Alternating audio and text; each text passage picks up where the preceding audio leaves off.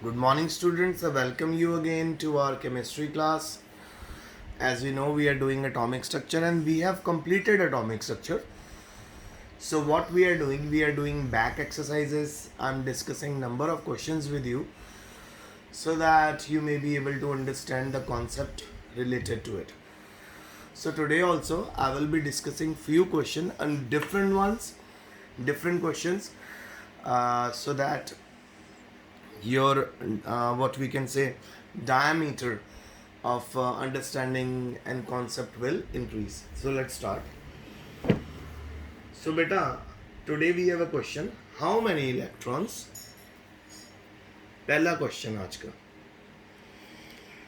how many electrons, how many electrons in zinc?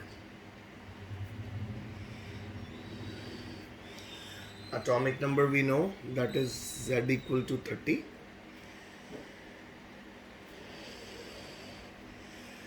Zinc have N plus L. N plus L value equal to 4. So आज के question में हमसे पूछा हुआ है, ये क्वांटम नंबर के ऊपर आया क्वेश्चन बेटा, कि आपको जिंक में बताना है कि कितने इलेक्ट्रॉन्स की वैल्यू है 4 के बराबर. तो इसको सॉल्व कैसे करना है? सबसे पहले हमें जिंक की इलेक्ट्रॉनिक कन्फिग्रेशन लिखनी है. सो आइए लिखें, जिंक की इलेक्ट्रॉनिक कन्फिग्रेशन लिखें 30 की. ये है जी 1s2, 2s2, 2p6, 3s2, 3p6. फिर उसके बाद है बेटा 4s2 एंड 3d10. तो ये बेटा हमारे पास जिंक की इलेक्ट्रॉनिक कन्फिग्रेशन है. चलो अब इसके ऑर्बिटल्स भर देते हैं. तो 1s में कितने इलेक्ट्रॉन आएंगे? 2. 2s में भी 2. 2p में कितने आएंगे बेटा? 6. 1 2 3 4 5 एंड 6.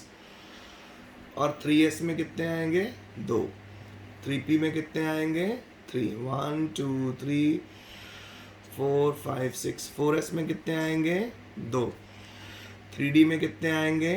10. 1 2 3. देख रहे हो आप मैं कैसे ऑब्जर्व प्रिंसिपल, पॉलीजेक्स प्रिंसिपल को फॉलो कर रहा हूँ कि इलेक्ट्रॉन्स को सिंगली फिल करना है, फिर डबली फिल करना है, इलेक्ट्रॉन्स को इंक्रीजिंग ऑर्डर ऑफ एनर्जीज में प्लेस करना होता है ऑर्बिटल्स में. ओके, सो अब हमारे पास आ गया जी n प्लस एल की वैल्यू. हमने सभी ऑर्बिटल्स में पहले देखनी है कितनी आ रही है. सो पहले में तो n प्लस एल की वैल्यू आ रही. अब मैं आपको पहले बता दूं n प्लस एल की वैल्यू निकालना कैसे. देखो जी, n किसी भी ऑर्बिटल में जो n होता है ना बेटा, वो प्रिंसिपल क्वांटम नंबर होता है और उसकी वैल्यू होती है डिजिट्स में. फिर एक छोटा सा टेबल यहाँ पे फिट कर ले बना लेते हैं हम. अगर यहाँ पे हमारा ऑर्बिटल है तो यहाँ पे L की वैल्यू है. अगर तो आपके पास s ऑर्बिटल है, L की वैल्यू 0. अगर p ऑर्बिटल है, L की वैल्यू 1. अगर d ऑर्बिटल है, L की वैल्यू 2. अगर f ऑर्बिटल है तो L की वैल्यू 3. ये सिस्टम है आपके पास, ठीक है. तो यहाँ पे हमने n और l की वैल्यू प्लस करते जाना है और हमने देखना है कि किस किस केस में 4 आ रही है. तो सबसे पहले हम 1s में देख लेते हैं. 1s में n की वैल्यू 1 है, l की वैल्यू 0 है. तो यहाँ पे कितनी वैल्यू आई? 1. n हमारा और l हमारा. हमने l plus n plus l निकालना है ना. तो 1s में n प्लस l की वैल्यू है 1. 2s में देख लो बेटा, यहाँ पे हमारे पास आएगा 2 प्लस 0, ये बन जाएगा 2. 2p में देखो, 2p में क्या है? n की वैल्यू हो जाएगी हमारे पास 2 और L की वैल्यू P के लिए 1 है, तो यहाँ पे आ रही है 3। 3s में देख लो, 3s में 3 प्लस 0 3। 3p में देख लीजिए, 3p में 3 प्लस 1 4। ओके, 4s में देख लीजिए, 4s में जी 4 प्लस 0 4। फिर उसके बाद आप देख लीजिए 3D में 3 प्लस 2, L की वैल्यू D के लिए 2 होती है ना, तो ये होगी 5। अब हमने सिर्फ उन ऑर्बिटल्स को ध्यान में रखना है जहाँ पे n प्लस एल की वैल्यू 4 है, तो उसको मैं बॉक्स में बंद कर देता हूँ। ये है जी, यहाँ पे जी n प्लस एल की वैल्यू 4 आ रही है। कितने ऑर्बिटल्स में आ रही है? 2। तो बस आप देख लो इन दोनों ऑर्बिटल में इलेक्ट्रॉन कितने हैं। 3p में कितने इलेक्ट्रॉन दिख रहे हैं? 6। 4s में कितने इलेक्ट्रॉन दिख रहे हैं? 2। 6 प्लस 2 कितने हो गए? सो हमारा आंसर आएगा कि 8 electrons in 4s and 3p subshells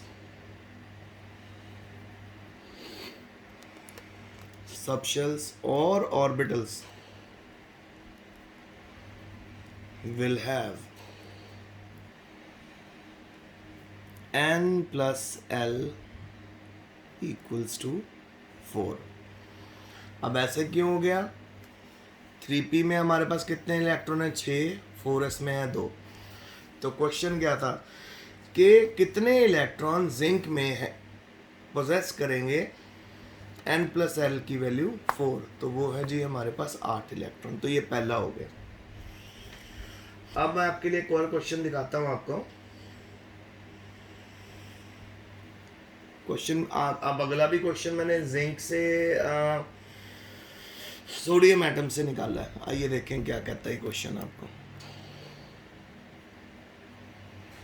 ये कह रहा है जी कि write down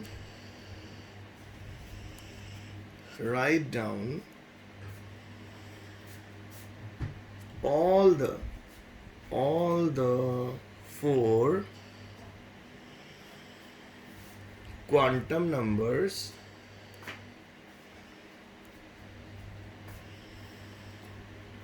numbers for outermost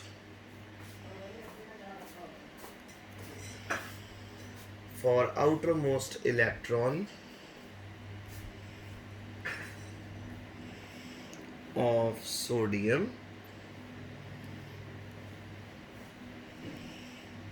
atom। सो यहाँ पे हमारे पास एटॉमिक नंबर है 11।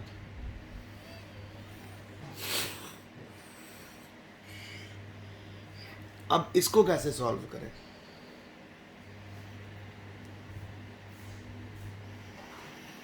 इसको सॉल्व करने के लिए बेटा सबसे पहले आपको ना सोडियम की इलेक्ट्रॉनिक कॉन्फ़िगरेशन लिखनी पड़ेगी। सो आइए लिखते हैं। सोडियम की इलेक्ट्रॉनिक कॉन्फ़िगरेशन होती है Na11 यानी इसमें 11 इलेक्ट्रॉन है। 1s2 2s2 2p कितना हो गया बेटा? 6 इलेक्ट्रॉन बढ़ेंगे सिंगली डबली, फिर सिंगली डबली, फिर 3 ऑर्बिटल में सिंगली डबली। तो टोटल हमने 10 इलेक्ट्रॉन भर दिए। अब आ जाइए आगे 3s1 ये रहा। तो क्वेश्चन ने हमें क्या बोला कि सोडियम के सबसे बाहर वाले इलेक्ट्रॉन की चारों क्वांटम नंबर वैल्यूज लिखो। इसको दूसरे में मैं आपको और बताऊं कि सोडियम के सबसे हाईएस्ट एनर्जी वाले ऑर्बिटल के इलेक्ट्रॉन्स जो होते हैं हाईएस्ट एनर्जी वाले ऑर्बिटल के क्वांटम नंबर बताइए। एक तो ऐसे आ जाएगा, तो वहाँ आ जाना था जी, write down all the 4 values of quantum numbers for highest energy orbital of sodium. एक ऐसे आ सकता है, दूसरा तो आपको दिया हुआ है कि सोडियम के आउटर मोस्ट इलेक्ट्रॉन के चारों क्वांटम नंबर दिए। तो देखो जी, सोडियम एटम का जो सबसे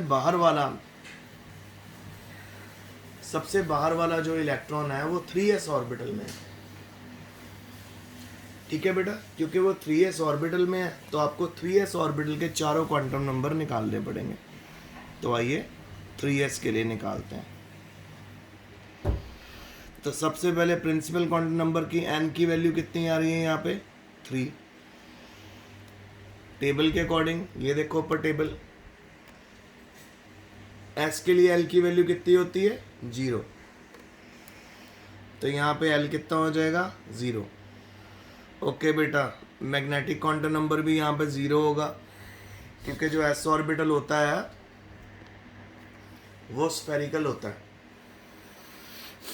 सो नो वैल्यू। और स्पिन की वैल्यू भी यहाँ पे काइंड ऑफ 0 हो जाएगी। तो इस केस में हमारे पास n की वैल्यू भी 0 हो जाएगी, l की वैल्यू भी 0 हो जाएगी, सॉरी n की वैल्यू 3 हो जाएगी, l की वैल्यू 0 हो जाएगी, m की वैल्यू 0, s की वैल्यू 0। ठीक है, और अगर स्पिन हमें मिल भी रही है तो +½ और -½ मैंने आपको बताया हुआ। तो इस तरह से आपको निकालना है। चलिए 1-2 और क्वेश्चन करें ऐसे, आइए करते हैं।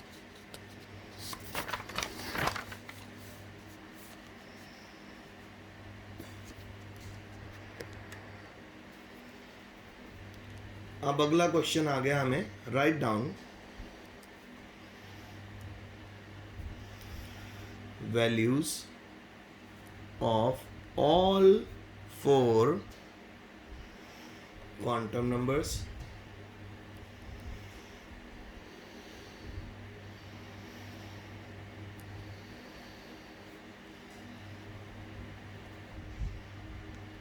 फॉर 14th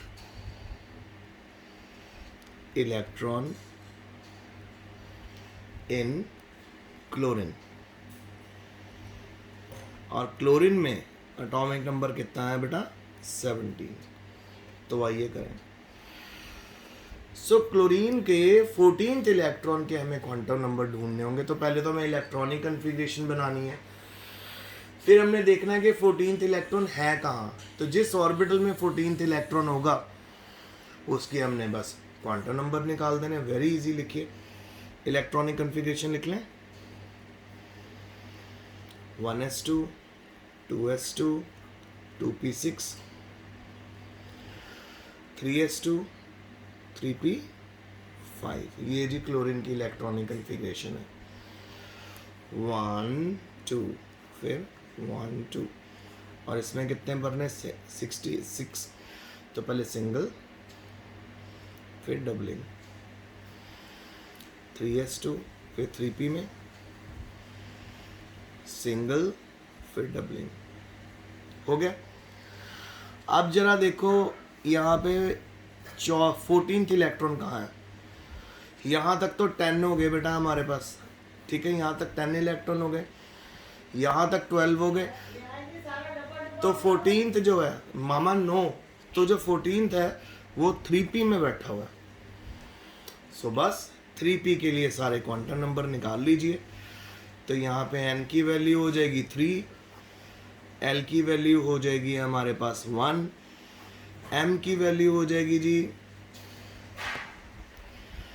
-1 0 +1, और स्पिन हमारे पास हो जाएगी +½ और -½ ये स्पिन +½ और -½ का मतलब होता है कि जो इलेक्ट्रॉन है वो क्लॉकवाइज भी घूम सकता है, एंटी क्लॉकवाइज भी। तो आज मैं आपको वो क्वेश्चन करवा रहा हूँ जिसके अंदर हमें किसी पर्टिकुलर इलेक्ट्रॉन के क्वांटम नंबर्स निकालने होते हैं। तो वो कैसे निकालने हैं, आपने इलेक्ट्रॉनिक कन्फिग्रेशन लिखनी है, उसके बाद लिखने के बाद आपने उसके इलेक्ट्रॉन्स फिल करने हैं, फिर इलेक्ट्रॉन्स को काउंट करते हुए आगे बढ़ना है। जहाँ जिस ऑर्बिटल में आपका इलेक्ट्रॉन आ गया बस आपने उस ऑर्बिटल के क्वांटम नंबर निकाल लेने। एक और कर लेते हैं, write down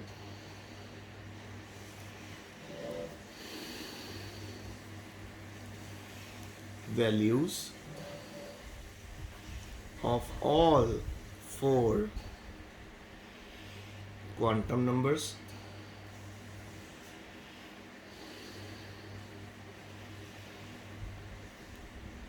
for 17th electron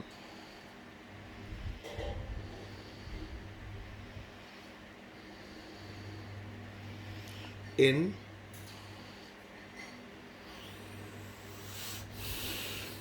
scandium.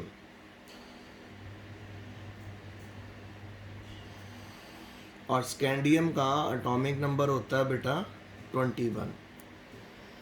तो आइए करते हैं। सबसे पहले हमें क्या करना पड़ेगा, स्कैंडियम की इलेक्ट्रॉनिक कन्फिग्रेशन लिखनी पड़ेगी।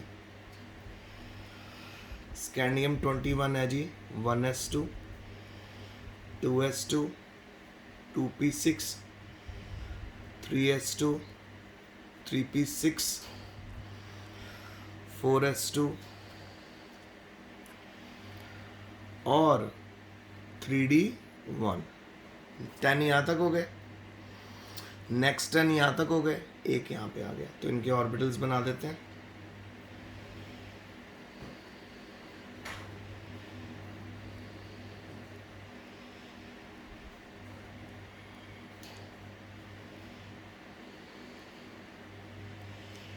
फोर एस में 2 और 3d।